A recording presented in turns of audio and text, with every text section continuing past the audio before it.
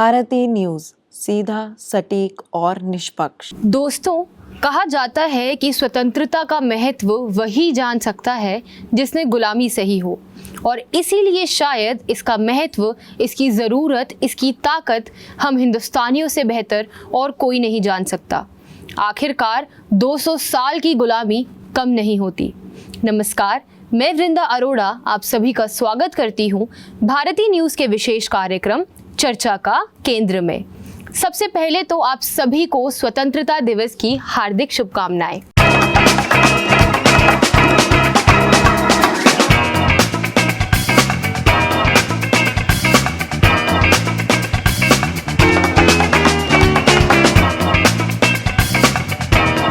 वतन के लिए जीना और वतन के लिए मरना, यही हमारी पहचान है। 200 साल की गुलामी तक हजारों देशभक्तों की पहचान यही थी।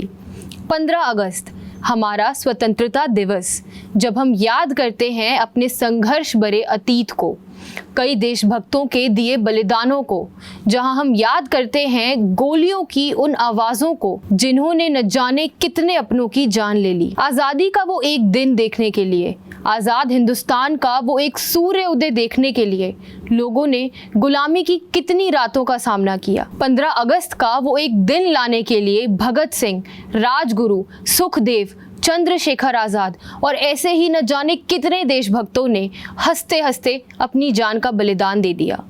ये आज़ादी इतनी सस्ती नहीं थी, ना ही आसान थी।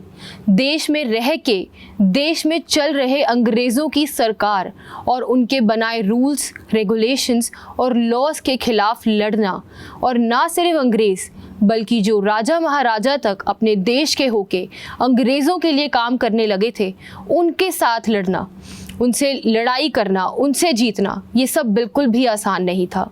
भारत की आज़ादी की कहानी त्याग, बलिदान और संघर्ष से भरी हुई है।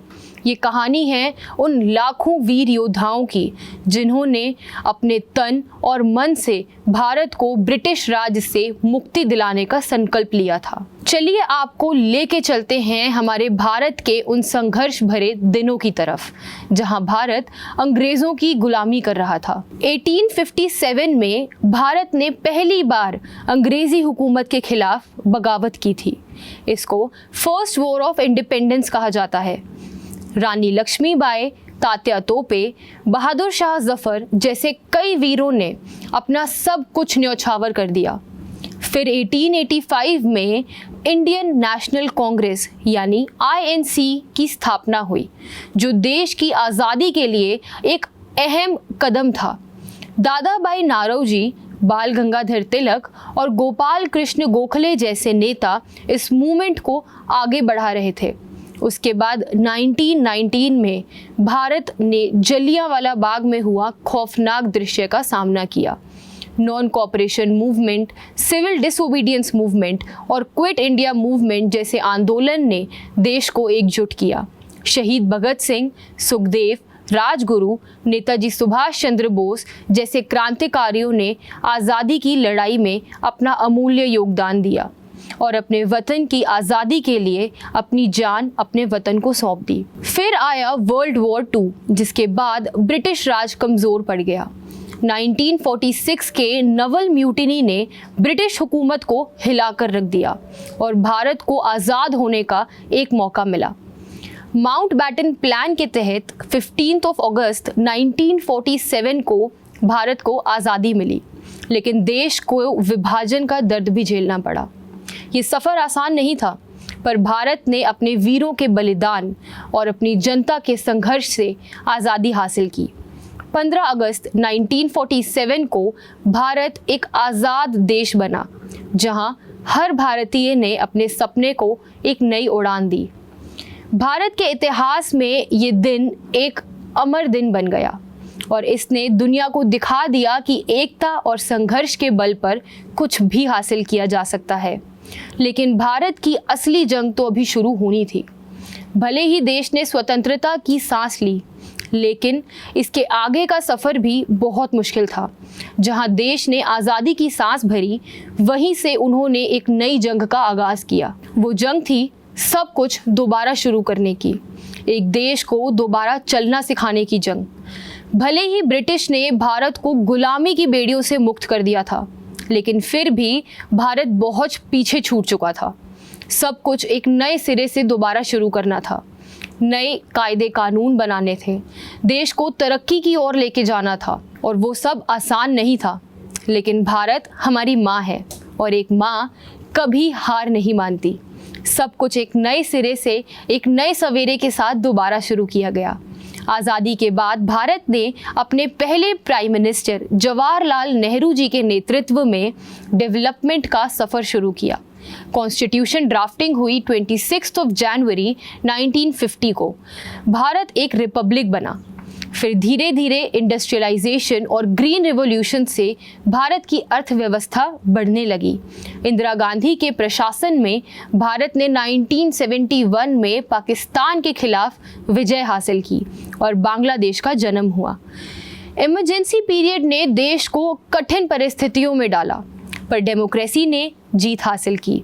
1980s में लिबरलाइजेशन और टेक्नोलॉजिकल एडवांसमेंट का आरंभ हुआ।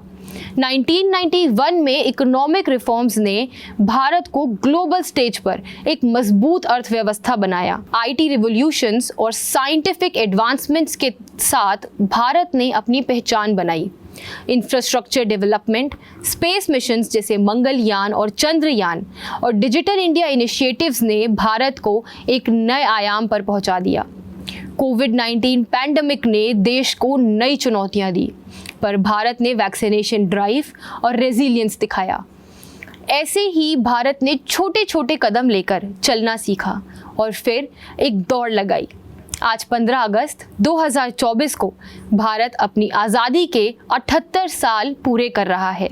ये सफ़र हीरोइज्म, स्ट्रगल और हार्ड वर्क से भरा हुआ है। हर हिंदुस्तानी ने इस जर्नी में अपना योगदान दिया है और भारत को आगे ले जाने का सपना देखा है। भारत अपनी सभ्यता और संस्कृति के साथ आज भी विकास की राह पर अग्रसर है और हर एक भारतीय अपने देश पर गर्व महसूस करता है। बल्कि ना सिर्फ इतना, जहां भारत को आज़ादी के बाद भी इतना पूछा नहीं जाता था, वहां हमारे प्राइम मिनिस्टर श्री नरेंद्र मोदी जी के नेतृत्व में भारत आज इतना मजबूत देश बन गया है कि उसने G20 जैसे बड़े समिट को होस्ट करके अपनी ग्लोबल लीडरशिप को प्रदर्शित किया है। मोदी जी के नेतृत्व में भारत ने विश्व को सस्टेनेबिलिटी, इनोवेशन और इंक्लूसिव ग्रोथ के पाथ पर दिखाया है। समिट में भारत ने अपने विजन और प्रगतिशील सोच का प्रदर्शन किया है। मोदी जी ने भारत को एक नए आयाम पर पहुंचा दिया है। उनका आत्मनिर्भर भारत और मेक इन इंडिया जैसे इनिशिएटिव्स ने देश को आर्थिक विकास की राह पर दौड़ाया है। डिजिटल इंडिया, स्वच्छ Bharat, Beti Bachao Beti Padhao, vocal for local और स्किल इंडिया जैसे प्रोग्राम्स ने भारत के हर क्षेत्र में प्रगति की है। भारत ने न सिर्फ आर्थिक बल्कि विदेश नीति में भी अपना दम दिखाया है। उनकी प्रगतिशील सोच और दृढ़ निश्चय ने भारत को विश्व मंच पर एक मजबूत पहचान दी है।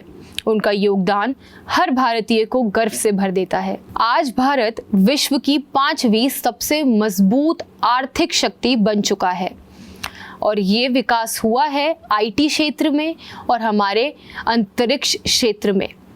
भारत ने आसमान की उन ऊंचाइयों को छू लिया है जिसको देखकर आज पूरी दुनिया हमारा लोहा मान रही है। अपने आने वाले एपिसोड में एक नए विषय के साथ एक बार फिर मुलाकात होगी।